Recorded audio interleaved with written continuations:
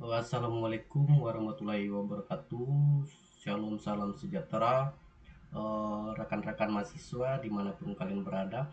Hari ini saya akan menjelaskan eh, terkait ini metodologi CRISP DM dalam hal dua dua tahapan, yaitu eh, data understanding dan data preparation.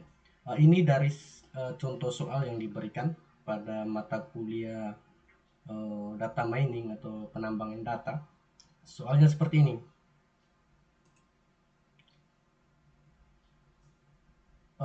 Soalnya kita menggunakan tabel data pelanggan toko online ABC. Seperti ini datanya.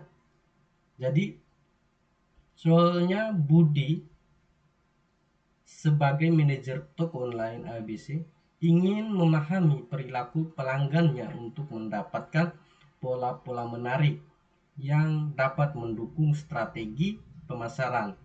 Sebagai langkah awal penambangan data, bantulah Budi mengolah data tabel tersebut agar menjadi lebih baik. Mengacu pada metodologi CRISP DM.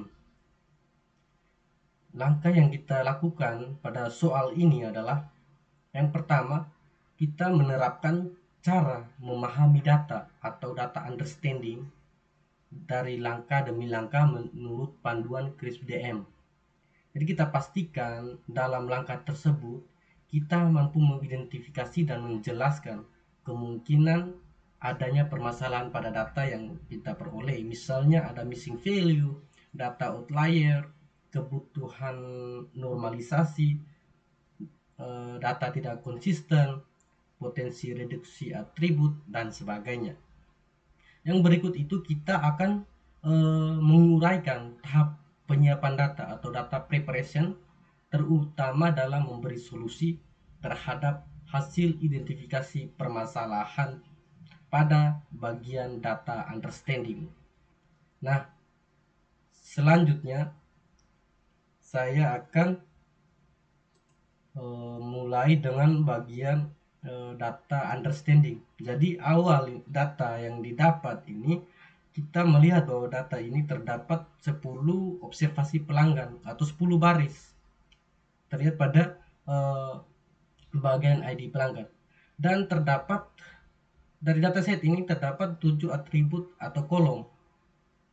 Di antaranya itu ada ID pelanggan, jenis kelamin, asal negara, tahun lahir, usia, penghasilan tahunan, dan atribut nilai belanja.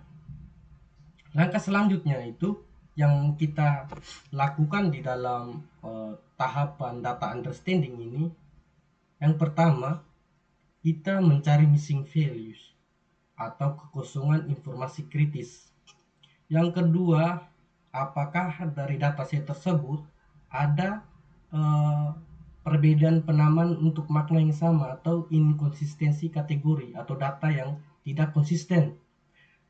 Langkah yang ketiga di dalam data understanding, jadi dari dataset yang ada kita mencari apakah ada data secara logis itu tidak wajar atau data yang ada di dataset ini apakah ada data yang tidak wajar, itu yang kita harus lakukan analisa dari dataset yang kita peroleh. Tahapan yang berikut itu di dalam data understanding, kita menganalisa apakah di dalam dataset kita itu ada outlier atau nilai ekstrem yang menyimpang dari distribusi normal. Nah, jadi dari dataset yang ada kita harus perhatikan bahwa apakah dari data yang kita peroleh ini ada nilai yang paling tinggi tidak secara normal. Biasanya kalau kita merujuk ke tabel ada pada penghasilan dan nilai belanja ini ada nilai ekstrim. Ini yang dimaksud adalah nilai yang dari secara umum dataset itu dia yang paling tinggi atau juga bisa nilai yang paling rendah. Itu yang disebut dengan outlier. Nah, langkah selanjutnya itu di dalam data understanding kita mengecek di dalam dataset tersebut apakah data kita terdapat duplikasi informasi. Nah, selanjutnya di tahap data understanding kita juga harus mengecek dari data itu apakah ada rentang nilai yang timpang antar atribut. Setelah kita melakukan kajian tahapan di dalam data understanding terkait 6 langkah tadi, maka selanjutnya kita coba lihat apakah ada data kosong, ada anomali usia, dan ada nilai ekstrim tadi. Maka kita kembali di tahapan ini ada 6 tahapan. Yang pertama itu missing values. Missing values yang ada pada tabel itu terdapat pada ID 3 atribut penghasilan dan ID 4 atribut jenis kelamin. Ini outlier, data dengan kekosongan nilai. Selanjutnya kita lihat apakah ada inkonsistensi data atau ada data yang tidak konsisten di dalam dataset kita. Maka kita perhatikan di mana letak data yang tidak konsisten itu. Di sini saya menemukan ada yang data yang tidak konsisten ini pada atribut jenis kelamin. Kita perhatikan bahwa di sini terdapat jenis kelamin ini pria wanita, tetapi juga ada di sini perempuan. Berarti ini wanita dan perempuan ini merupakan data yang tidak konsisten begitu. Selanjutnya ada data yang tidak wajar. Nah, dari tabel ini dapat kita lihat di mana data yang tidak wajar. Nah, saya menemukan data yang tidak wajar itu pada ID 10 dengan atribut usia ini. Di mana data yang kenapa saya bilang ini tidak wajar karena dari tahun lahir ini pelanggan dengan ID 10 ini lahir pada tahun 2012 tetapi usianya 11 tahun. Nah, rata-rata usia pelanggan toko online ini itu dari 20 sampai 40 tahun. Umur 11 tahun ini merupakan usia yang paling rendah. Ini kita melihat bahwa ini tidak wajar sebagai pelanggan toko online. Bagaimana anak usia 11 tahun bisa mempunyai penghasilan di dalam setahun itu 150 juta. Kalau kita lihat tahun sekarang, misalkan sekarang tahun 2026, kemudian tahun lahirnya 2012, maka seharusnya ID pelanggan yang 10 ini usianya itu harus 14 tahun, bukan 11 tahun. Ini ada data yang tidak wajar pada ID 10. Selanjutnya ada potensi outlier atau nilai ekstrim tadi. Nilai ekstrim ini terdapat pada ini ID 7, ID pelanggan ke-7, di mana nilai penghasilannya itu lebih tinggi dari pelanggan pelanggan yang lainnya. Dari semua pelanggan ini rentang pendapatannya itu hanya sampai pada 200 juta, tetapi ID ke 7 ini mempunyai penghasilan paling tinggi yaitu 300 juta. Nah, ini nilai ekstrim. Kemudian nilai ekstrim berikutnya atau outlier itu terdapat pada atribut nilai belanja juga. Di sini skalanya itu 1 sampai 100. Kemudian bisa kita lihat di dalam atribut nilai belanja ini, nilai ekstrim ini terdapat pada ID 3 juga ID 7. Di mana nilai belanja mereka itu adalah nilai belanja yang paling kecil dari pelanggan toko yang lain. Di sini mereka punya nilai belanjanya itu adalah 6, berbeda dengan pelanggan-pelanggan lainnya. Nah, ini nilai ekstrim. Nilai ekstrim itu bisa nilai yang paling tinggi atau lebih tinggi, kemudian kemudian ada juga nilai ekstrim yang merujuk pada nilai yang paling rendah. Kemudian langkah untuk menganalisa dataset yang diperoleh itu kita mengecek duplikasi informasi.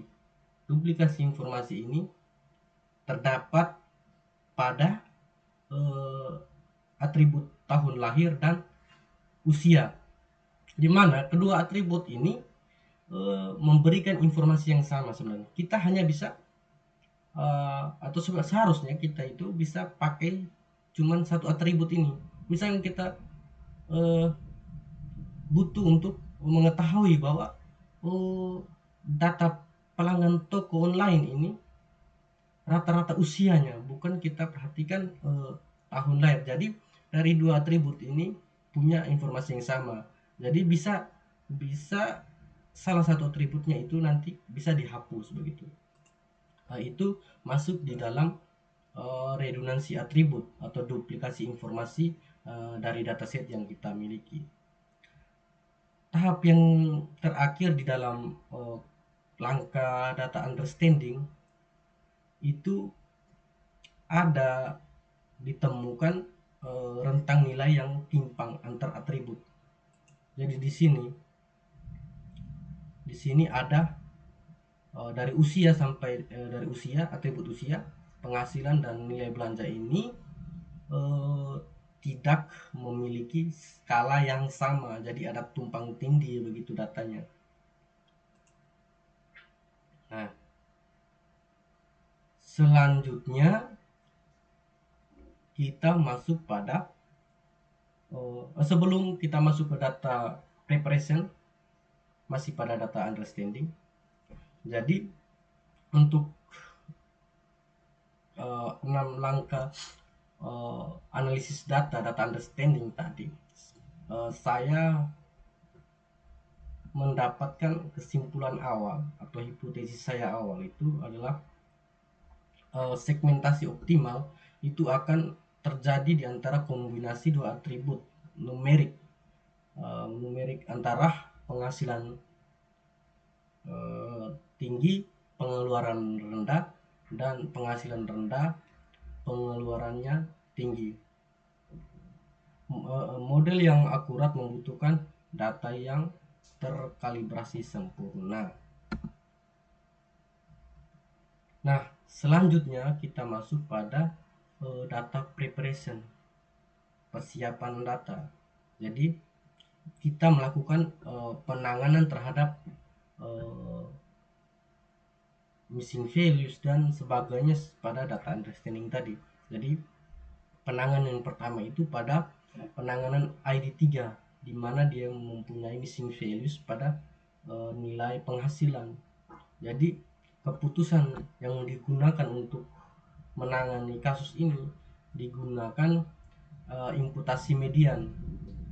Alasan memilih metode atau solusi dengan imputasi median ini karena median ini lebih kebal terhadap outlier ekstrim.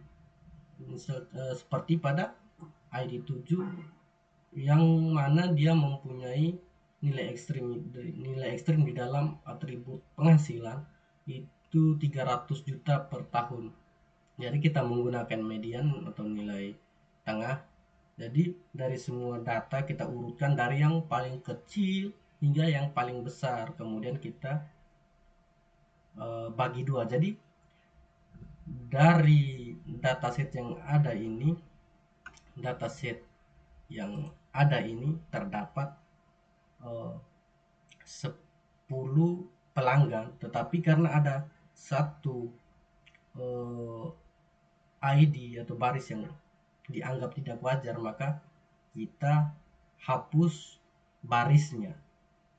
Setelah kita hapus barisnya, maka dihitung median untuk ID3 ini, kita urutkan dari penghasil yang paling kecil dari 50 hingga 300. Jadi ID3 itu tidak dimasukkan di dalam ini, sehingga data yang atau urutan penghasilan ini berjumlah 8, sehingga nilai tengah atau mediannya itu kita ambil pada 100 dan 120, sehingga kita jumlahkan dari 100 tambah 120 kemudian dibagi 2.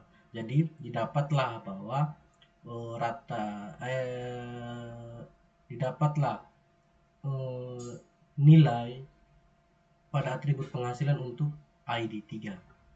Kemudian penanganan missing values dari ID4 jenis kelamin.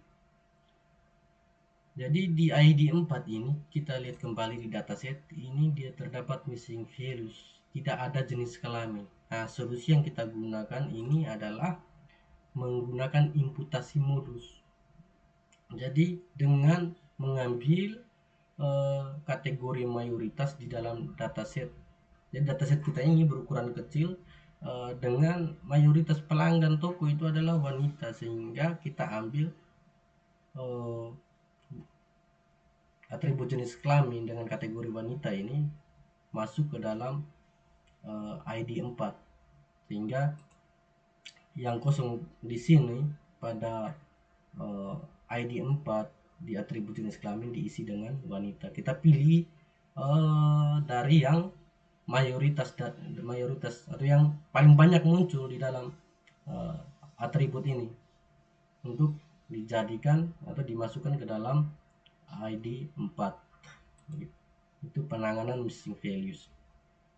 Kemudian tadi soal anomali ekstrim atau usia tadi pada ID 10 dari dataset itu usianya 11 tahun. Solusi yang digunakan ini adalah menghapus baris secara total. Jadi ID 10 ini kita hapus. Jadi hasil dataset itu menjadi tersisa 9.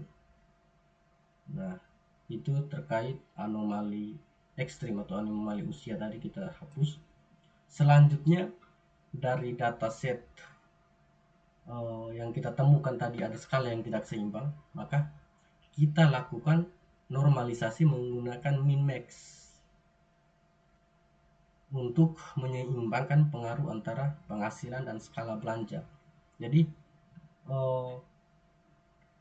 dari penghasilan rentangnya 50 juta sampai 300 juta, kemudian dengan kita normalisasi juga dengan nilai belanja.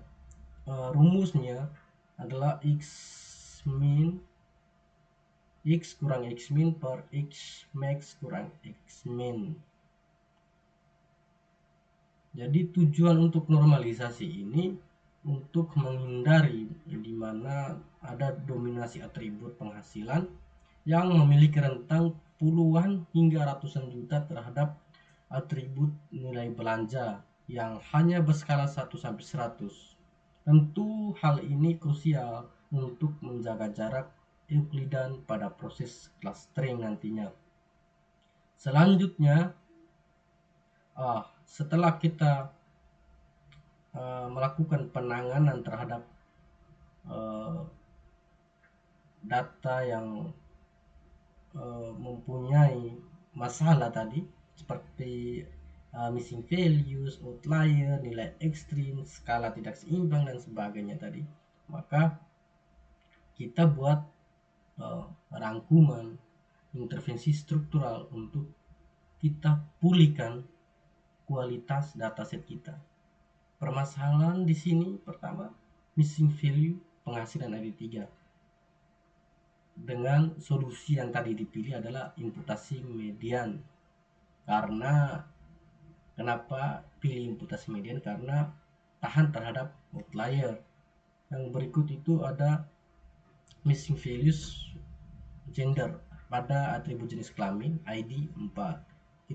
Kita menggunakan juga solusinya itu imputasi modus dengan memilih jenis kelamin yang paling banyak muncul. Kemudian ada masalah di dataset yang berikut itu inkonsistensi kategori pada ID 8. Jadi ada duplikasi tadi wanita dan perempuan. Solusi yang kita pilih adalah kita melakukan standarisasi. Jadi jenis kelamin perempuan pada atribut 8 tadi kita rubah menjadi wanita. Permasalahan berikut anomali usia 11 tahun. Itu pada ID 10 solusi untuk mengatasi masalah ini dengan cara menghapus baris karena dianggap tidak wajar atau tidak realistis. Kemudian ada masalah dari dataset itu atribut redundan, di mana uh, terdapat pada atribut tahun lahir. Jadi di dataset yang kita punya redundan yang ada itu tahun lahir dengan usia. Ini kedua ini sebenarnya mempunyai informasi yang sama. Jadi yang kita pilih adalah kita menghapus atribut tahun lahir ini dan kita pertahankan usia. Permasalahan dari data yang kita peroleh ini berikut yang paling terakhir adalah perbedaan skala numerik itu di bagian atribut penghasilan dan atribut nilai belanja. Kita gunakan normalisasi min max. Jadi setelah dilakukan penanganan permasalahan pada dataset pelanggan toko tadi, maka jadilah dataset yang siap untuk melakukan pemodelan pada machine learning. Nah, dari data awal itu berjumlah 10, sekarang menjadi 9, di mana tadi seperti missing values, kekosongan nilai pada penghasilan ID 3 sudah terisi. Kita menggunakan tadi median, maka didapatkan 110. Kemudian kekosongan pada atribut 4 pada ID 4, maksudnya pada ID 4 atribut jenis kelamin. Awalnya ini kosong, ketika kita memilih cara penyelesaian dengan imputasi modus tadi, maka yang dipilih untuk dimasukkan di sini adalah wanita. Nah, di ID 8 ini awalnya tertulis atau punya nilai di sini perempuan. Nah, wanita dan perempuan ini merupakan permasalahan data yang tidak konsisten dalam atribut jenis kelamin, sehingga yang dipilih adalah wanita untuk menggantikan perempuan tadi.